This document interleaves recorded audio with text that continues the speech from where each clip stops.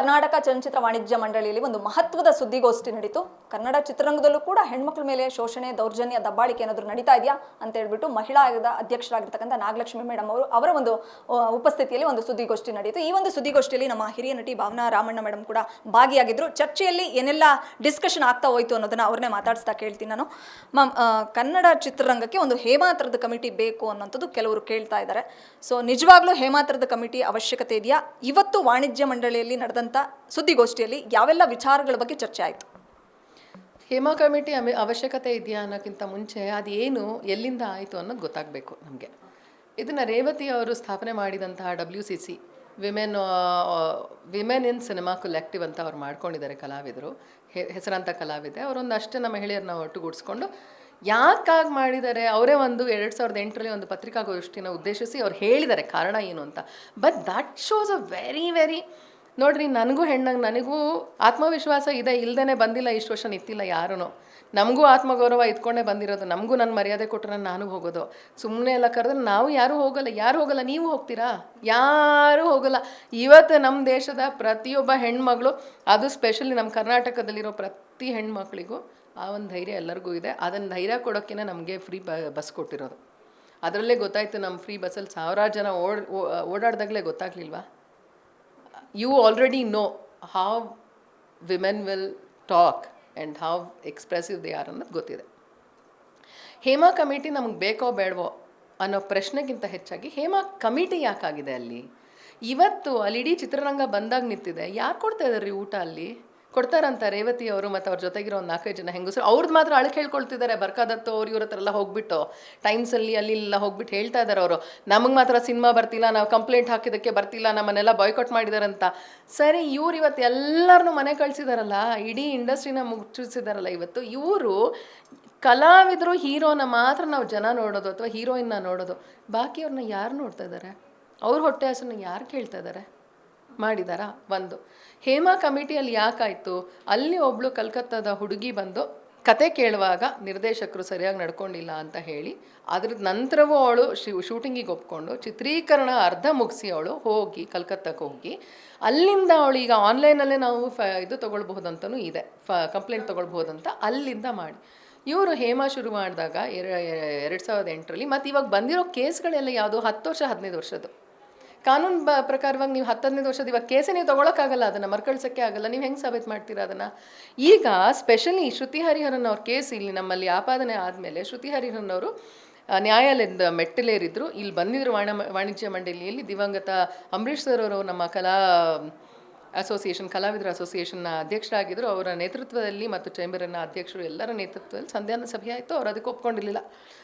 Then she went ahead to the ಕೋರ್ಟಿಗೆ ಹೋದರು. ಕೋರ್ಟಿಗೆ ನಾವೇ ಯಾರು ತಲೆ ತೋರಿಸಿಲ್ವಲ್ಲ, ಯಾರೂ ಹೇಳಿಲ್ಲ ಕೋರ್ಟಲ್ಲಿ ಕೋರ್ಟಿಗೆ ಅವ್ರು ಹೋಗಬಾರ್ದು ಅಥವಾ ಕೋರ್ಟಲ್ಲಿ ಅವರ ಮಾತನ್ನು ಕೇಳಬೇಡಿ ಅಂತ ಹೇಳಿಲ್ಲ. ಅವರು ಯಾರೂ ಹೇಳಲಿಲ್ಲ ಅಲ್ಲ. ಯಾಕಂದ್ರೆ ನಮ್ಮ ದೇಶದಲ್ಲಿ ನಮಗಷ್ಟು ಸ್ವಾತಂತ್ರ್ಯವನ್ನು ಪ್ರತಿಯೊಬ್ಬ ಪ್ರಜೆಗೆ, ನಾನು ಹೆಣ್ಣಾಗಲಿ ಗಂಡಾಗಲಿ ಅದನ್ನು ಕೊಟ್ಟಿದ್ದಾರೆ. ಈಗಿನ ನೋಡೋಕೆ ಹೋದರೆ ಸ್ವಲ್ಪ ಗಂಡಿಗೆ ಕಮ್ಮಿನೇ ಕೊಟ್ಟಿದ್ದಾರೆ. ಮಹಿಳಾ ಯೋಗ ಇದೆ. ಇವತ್ತು ನಮ್ಮಲ್ಲಿ ತಮಾಷೆ ಕೇಳಿದ್ರು, ಹಾಗಾದ್ರೆ ಪುರುಷರ ಯೋಗ ಎಲ್ಲಿದೆ ಅಂತ ಕೇಳಿದ್ರು. C, you have to talk about equality then it has to be equal. ಎಲ್ಲದೂ ಈಕ್ವಲ್ ಆಗಿರಬೇಕು, ಸರಿನಾ? ನನಗೆ ಅವಕಾಶ ಇಲ್ಲ ಅಂತ ನಾನು ಹೇಳ್ಕೊಂಡ್ರೆ ಅದು ನಾನು ಮಹಿಳೆಯಾಗಿ ನನ್ನ ಅಳುಕದು, ನನ್ನ ವೈಫಲ್ಯ. ಅದು ಅವಕಾಶ ಗಿಟ್ಟಿಸ್ಕೊಳ್ಳೋ ಅಂತ ಒಂದು ದಿಟ್ಟತನ ಅಂತಾನೆ ನಾವು ತೋರಿಸ್ಬೇಕಾಗಿರೋ. ಅದಕ್ಕೆ ನೀವು ಎಲ್ಲ ಬಂದಿದ್ದೀರಲ್ಲ ಮಾಧ್ಯಮದಲ್ಲಿ. ಮನೇಲೆಲ್ಲ ಬೇಡ ಅನ್ನಲ್ವಾ? ಮಾಧ್ಯಮಕ್ಕೆ ಹೋಗ್ತೀವಂದರೆ ಯಾರಾದರೂ ಒಪ್ಕೊಳ್ತಾರ? ಮನೆಯಲ್ಲಿ ನಾಳೆ ಮದುವೆ ಆಗಲ್ಲ ಅಂತ ಹೇಳ್ತಾರೆ. ಎಲ್ಲರ ಮನೇಲೂ ಇರೋದೇ ಇದು. ನೀವು ಯಾಕೆ ಬಂದಿದ್ದೀರಾ ಹಾಗಾದರೆ? You want to express your own self that you are a confident woman, right? ಎಲ್ಲ ಪ್ರೊಫೆಷ್ನಲಿಸಮಲ್ಲೂ ಅದು ಇದ್ದೇ ಇರುತ್ತೆ.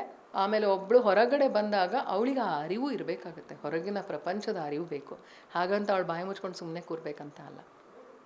ವಾಣಿಜ್ಯ ಮಂಡಳಿ, ಚಲನಚಿತ್ರ ವಾಣಿಜ್ಯ ಮಂಡಳಿ ಇವರಿಗೆ ಯಾವ ಅವಶ್ಯಕತೆಯೂ ಇಲ್ಲ ರೀ ಇದನ್ನು ಮಾಡೋದು. This is a trading centre.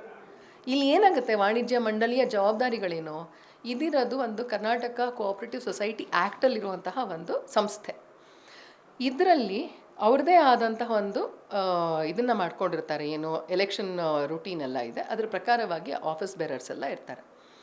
ಜೊತೆಯಲ್ಲಿ ಇವ್ರು ಮಾಡುವಂಥ ಕೆಲಸಗಳೇನು? Trading.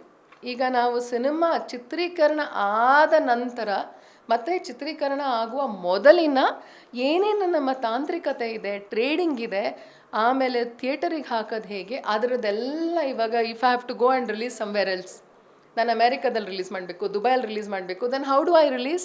I cannot straight away go. ಇವಾಗ ಹೇಳ್ತಿದ್ದಾರೆ ನಾವು ಇಂಟರ್ನೆಟ್ ಮೂಲಕ ಮಾಡ್ಕೊತೀವಿ, OTT ಪ್ಲ್ಯಾಟ್ಫಾರ್ಮಲ್ಲಿ ಹೋಗ್ತೀವಿ ಅಂತ ಸುಮಾರು ಜನ ಹೋದರು, no problem. But that was not the case earlier. ಮುಂಚೆ ನಾವು ಇಲ್ಲೇ ಹೋಗಬೇಕಾಗಿತ್ತು, ಈಗಲೂ ನಾವು ಅದನ್ನು ಉಳಿಸ್ಕೊಂಡು ಬಂದಿದ್ದೀವಿ.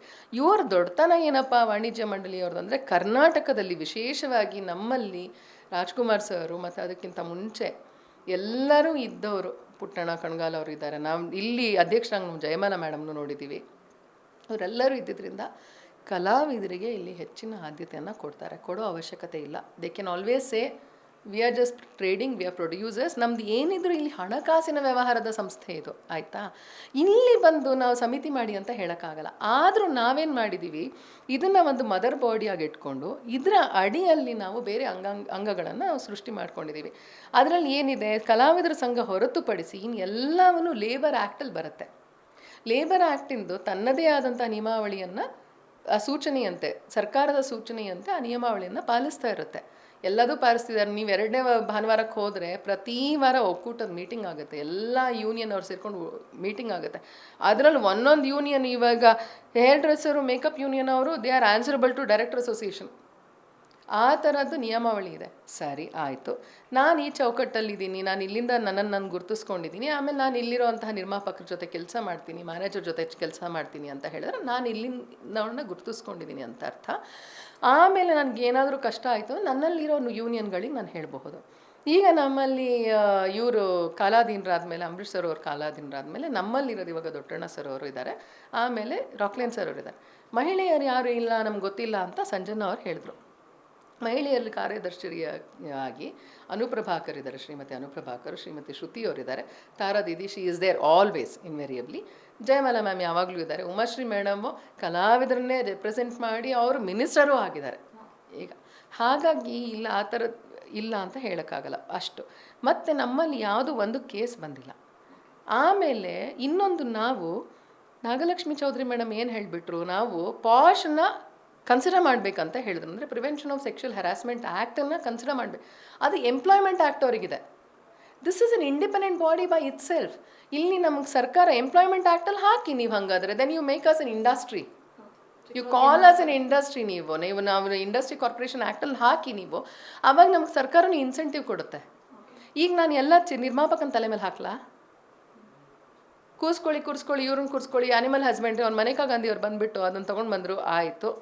ಈಗ ನಮ್ಗೆ ಏನೇನು ಕೊಟ್ಟಿದೆ ರೂಲು, ಈಗ ಒಂದು ಪ್ರಾಣಿ ಅಲ್ಲೇನೋ ರಸ್ತೆಲಿ ಓಡಾಡ್ತು, ಇಲ್ಲೆಲ್ಲರೂ ಇಲ್ಲಿ ಹೋಯ್ತು ಅಂದರೆ ನಾವು ಅದಕ್ಕೆ ಡಾಕ್ಟ್ರನ್ನ ಕೂರಿಸಿ ಅದೊಂದು ಪಶುವೈದ್ಯರ ಹತ್ರ ಒಂದು ಸೈನ್ ಮಾಡಿ, ಅದನ್ನು ಚೆನ್ನೈಯಲ್ಲಿ, ಅದರ ಹೆಡ್ ಆಫೀಸ್ ಅವ್ರು ರೆಕಗ್ನೈಸ್ ಮಾಡಿರೋದು ಸರ್ಕಾರ ಚೆನ್ನೈಯಲ್ಲಿ, ಅಲ್ಲಿ ಹೋಗಿ ನಾವು ಅದನ್ನು ಅಪ್ರೂವಲ್ ತೊಗೊಂಡು ಬಂದರೆ ಮಾತ್ರ ಇಲ್ಲಿ ನಮಗೆ ಸೆನ್ಸರ್ ಸರ್ಟಿಫಿಕೇಟ್ ಸಿಗುತ್ತೆ.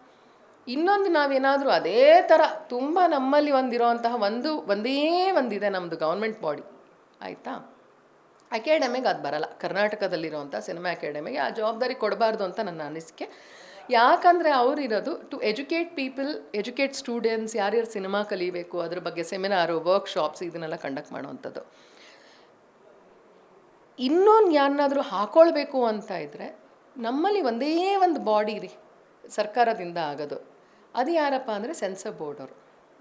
ಸೆನ್ಸರ್ ಬೋರ್ಡ್ ಮೆಂಬರ್ನ ವಿದ್ಯಾರ್ಹತೆ ನೋಡಿಕೊಂಡು ಮಿನಿಮಮ್ ಆಫ್ ಬ್ಯಾಚುಲರ್ ಡಿಗ್ರಿ ಆಗಿರಬೇಕು ಅವರಿಗೆ, ಆಯಿತಾ? ಆ ವಿದ್ಯಾರ್ಹತೆನ ನೋಡಿಕೊಂಡು ಕೇಂದ್ರ ಸರ್ಕಾರದ ಇನ್ಫಾರ್ಮೇಷನ್ ಬೋರ್ಡ್, ವಾರ್ತಾ ಇಲಾಖೆಯಿಂದ ಅವರ ಅಪಾಯಿಂಟ್ಮೆಂಟ್ ಆಗುತ್ತೆ. ಅವರನ್ನು ಬೇಕಾದರೆ ನೀವೇನಾದರೂ ಕನ್ಸಿಡರ್ ಮಾಡಿ ಅಂದರೆ maybe, I don't know how we can do that, ಆಯಿತಾ? They can probably come. Women government body, ಒಂದು ಗೌರ್ಮೆಂಟ್ ಬಾಡಿದು ಒಂದು ರೆಪ್ರೆಸೆಂಟೇಷನ್ ಬೇಕು ಅಂದರೆ ದೇ ಕ್ಯಾನ್ ಕಮ್. ಈಗ ನನ್ನ ಪ್ರಶ್ನೆ, ಫೈರ್ ಸಂಸ್ಥೆ ಮಾಡ್ಕೊಂಡಿದೆ ಅಂದರೆ ಅವರಿಗೆ ಈ ಸಮಿತಿ ಬೇಕು ಅಂತ ಅನಿಸಿದ್ರೆ ಅವ್ರ ಸಂಸ್ಥೆಯಿಂದನೇ ಒಂದು ಸಮಿತಿ ಮಾಡ್ಬೋದು ಅವರು. ಯಾಕಂದರೆ ಅವರು ಪ್ರತ್ಯೇಕವಾಗಿ ಒಂದು ಸಂಸ್ಥೆ ಮಾಡ್ಕೊಂಡಿದ್ದಾರೆ. ಆ ಸಂಸ್ಥೆಯಲ್ಲಿ ನಾವು ಮಾಡಬೇಡಿ ಅಂತ ನಾನು ಹೇಳೋಕ್ಕಾಗಲ್ಲ. ಹಾಗಂತ ಅವ್ರು ಬಂದು ನನಗಿಲ್ಲಿ ಹೇಳೋಕ್ಕಾಗಲ್ಲ, ವಾಣಿಜ್ಯ ಮಂಡಳಿಯಲ್ಲಿ ಈ ಸಂಸ್ಥೆ ಕಮಿಟಿ ಆಗಬೇಕು, ಸಮಿತಿ ಆಗಬೇಕು ಅಂತ ಹೇಳೋಕ್ಕಾಗಲ್ಲ. ಇಲ್ಲ ಮ್ಯಾಮ್, ಅವರು CM ಅವ್ರಿಗೆ ಕೇಳಿರೋದು ಇನ್ನೊಂದು ಪ್ರತ್ಯೇಕ ಕಮಿಟಿ ಹೇಳೋಕ್ಕಾಗಲ್ಲ. CM ಸರ್ ಅವ್ರು ಹೇಳಿರ್ಬೋದು, ಯಾಕಂದರೆ ಅವರು ಪೂರ್ತಿಯಾಗಿ ಅದು ಅವ್ರಿಗೆ ಸಾಕಷ್ಟು ಹಿ ಹ್ಯಾಸ್ ನಾಲೆಡ್ಜ್. ಆದರೂ ಹೆಣ್ಮಕ್ಳು ಅಂತ ಬಂದಾಗ ಒಂದು ಸೂಕ್ಷ್ಮ ಹೃದಯಿ, ಆ ಸೂಕ್ಷ್ಮ ಹೃದಯತ್ವವನ್ನು ಅವ್ರು ಎತ್ತಿ ಹಿಡಿದಿದ್ದಾರೆ ಅಂತ ಹೇಳಬಹುದು. ಆದರೆ ಅದು it is nothing to do with government. Government ಇವಾಗ ನನಗೆ ಬಂದ್ಬಿಟ್ಟು ಇಂಪೋಸ್ ಮಾಡೋಕ್ಕಾಗಲ್ಲ ನೀವು ಇದನ್ನು ಮಾಡಿ ಅಂತ, unless they are giving me anything from the government. ಅದೇ ಗಿವಿಂಗ್ ಮಿ ಇನ್ಸೆಂಟಿವ್ಸ್. ನಿಮಗೆ ಕಾರ್ಪೊರೇಟ್ ಆ್ಯಕ್ಟಲ್ಲಿ ಸಿಗುತ್ತೆ, ಇನ್ಸೆಂಟಿವ್ ಸಿಗುತ್ತೆ, ಎಲ್ಲ ಕಾರ್ಪೊರೇಟ್ ಅವ್ರಿಗೂ ಸಿಗುತ್ತೆ. ಸರ್ಕಾರದಲ್ಲಿ ಇವಾಗ ಏನೇನೋ ಮಾಡಿದ್ದಾರೆ, ಅವರು ಅದಕ್ಕಂತಾನೆ ಸರ್ಕಾರದಲ್ಲಿ ಹಾಕಿದ್ದಾರೆ, ನಮ್ಗೆ ಎಲ್ಲಿ ಕೊಡ್ತಾ ಇದ್ದಾರೆ?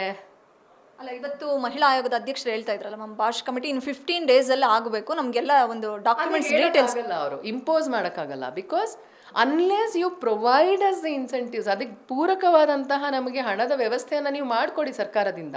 ಅದ್ರ ಬಗ್ಗೆ ಏನಾದರೂ ಗೌರ್ಮೆಂಟ್ಗೆ ನಾನು ಯಾಕೆ ಹೇಳಲಿ, ಅವ್ರು ತಾನೇ ಬಂದಿರೋದು. ಅಧ್ಯಕ್ಷರು ಅದು ನನಗೆ ಗೊತ್ತಿಲ್ಲ. ಇಟ್ ಈಸ್ ಹರ್ ರೆಸ್ಪಾನ್ಸಿಬಿಲಿಟಿ, ನಮ್ದಲ್ಲ ಅದು. ನಾನು ಇಷ್ಟೇ ಹೇಳಬಹುದು, ಇಲ್ಲಿ ಯಾವುದೂ ಆ ಥರದ್ದು ನಡೆದಿಲ್ಲ. ಆಮೇಲೆ ಅವ್ರು ಇವತ್ತು ಇಲ್ಲಿ ಬಂದಿದ್ದಾರೆ, ಇಲ್ಲಿ ಯಾವುದೋ ಅತ್ಯಾಚಾರ ಆಗಿಲ್ಲ, ಆ ಥರ ಒಂದು ದುರ್ಮರಣ ಆಗಿಲ್ಲ, ಯಾವುದೋ ಒಂದು ಘಟನೆ ನಡೆದಿಲ್ಲ. ಇಲ್ಲಿ ಕೂರದೇನೆ ಇದು ಟ್ರೇಡಿಂಗ್ ಸೆಂಟರು. ಇಲ್ಲಿ ಯಾರು ಆಯ್ಕೆಯಾಗಿ ಬಂದಿರ್ತಾರೆ, ಇವ್ರು ಚುನಾವಣೆಯಲ್ಲಿ ಗೆದ್ದಿರ್ತಾರೆ, ಅವ್ರು ಕೂತ್ಕೊಂಡಿರ್ತಾರೆ. ಇದು ಆಫೀಸ್ ಬೇರೆ ಇರುವಂತಹ ಆಫೀಸ್ ಇದು. It's nothing to do with anything. ಎಲ್ಲ ಯೂನಿಯನ್ ಅವ್ರಿಗೂ ಅವರಿಗೂ ಆಫೀಸ್ ಇರಬೇಕಂತ ಏನಿಲ್ಲ. ಮ್ಯಾಮ್, ಎಲ್ಲರೂ ಅನ್ಕೊಂಡಿದ್ದಾರೆ ಫೈರ್ ಕಮಿಟಿನ ಅವ್ರು ಹೋಗಿ CM ನ ಮೀಟ್ ಮಾಡಿದ್ರಿಂದ ಈಗ CM ಅವರೇ ಕಳಿಸಿದ್ದಾರೆ ಮಹಿಳಾ ಆಯೋಗದವ್ರನ್ನ ಅನ್ನೋಂಥ. CM ಸರ್ ಅವರು ಏನು ಮಾಡಿದ್ದಾರೆ, ಯಾಕಂದರೆ ಅವ್ರು ಮಹಿಳೆಯರು ಇದ್ರಲ್ಲಿ ಅವ್ರು ಬರೋಕ್ಕಾಗಲ್ಲ ಅಂತ ಹೇಳಿ ಅವ್ರೇನು ಮಾಡಿದ್ದಾರೆ, ನೇರವಾಗಿ ಮಹಿಳಾ ಆಯೋಗ ಅದಕ್ಕಂತಲೇ ಇದೆಯಲ್ಲ, ನೀವು ಹೋಗಿ ನೋಡಿ ವಿಮರ್ಶೆ ಮಾಡಿ ಅಂತ ಅವ್ರು ಹೇಳಿದ್ದಾರೆ ಅಷ್ಟೇ ವಿನಃ ಇಂಪೋಸ್ ಮಾಡಿ ಅಂತ ಏನು ಹೇಳಿಲ್ಲ ಅವರು. ಗ್ಯಾರಂಟಿ ನ್ಯೂಸ್, ಸುದ್ದಿ ಖಚಿತ, ನ್ಯಾಯ ನಿಶ್ಚಿತ.